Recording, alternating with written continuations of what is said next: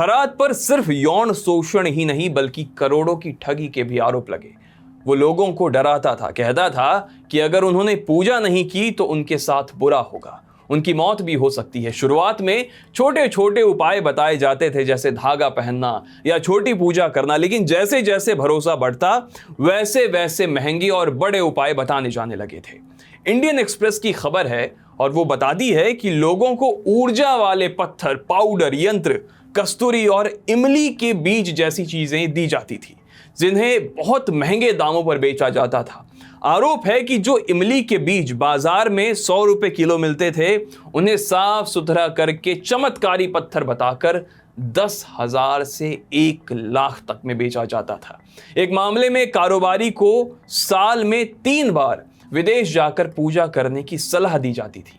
यहां तक कि नए साल की रात विदेश में पूजा करना जरूरी बताया गया, लेकिन बाद में उसे कोई फायदा नहीं हुआ। मंदिर में अमावस्या और पूर्णिमा की रात को बड़े कार्यक्रम होते थे। अंधेरे होने के बाद लोगों को हल्की रोशनी वाले कमरे में ले जाया जाता था। कुछ लोगों ने दावा किया कि वहां करीब 20 फीट लंबा सांप दिखाई देता था, जो इशारे पर चलता था। कई लोग डर के मारे बेहोश तक हो जाते थे।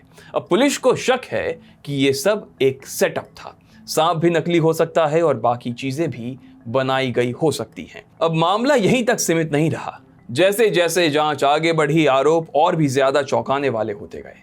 अब बात सिर्फ रेप, ठगी और ब्लैकमेल तक ही महदूद नहीं रहा, बल्कि इसमें काले जादू, अजीबोगरीब धार्मिक अनुष्ठानों का और यहां तक कि मानव बलि जैसे आरोप भी लगे। फ्रंटलाइन की यह खबर है और वो बताती है कि जांच टीम को शक है कि अशोक खरात का कनेक्शन मानव बलि जैसी गतिविधियों से भी हो सकता है। उन्होंने ये भी बताया कि उसके लाइसेंसी रिवॉल्वर से 5 कारतूस गायब है, जिससे शक और ज्यादा गहरा हो गया है। इसी बीच कुछ राजनीतिक दावे भी सामने आए हैं, जिनमें कहा गया है कि सत्ता पाने के लिए अजीबो अनुष्ठान किए गए। विधानसभा में ये तक दावा किया गया कि कुछ विधायकों ने अपनी उंगलियां तक काटी थी ताकि राजनीतिक बदलाव हो सके।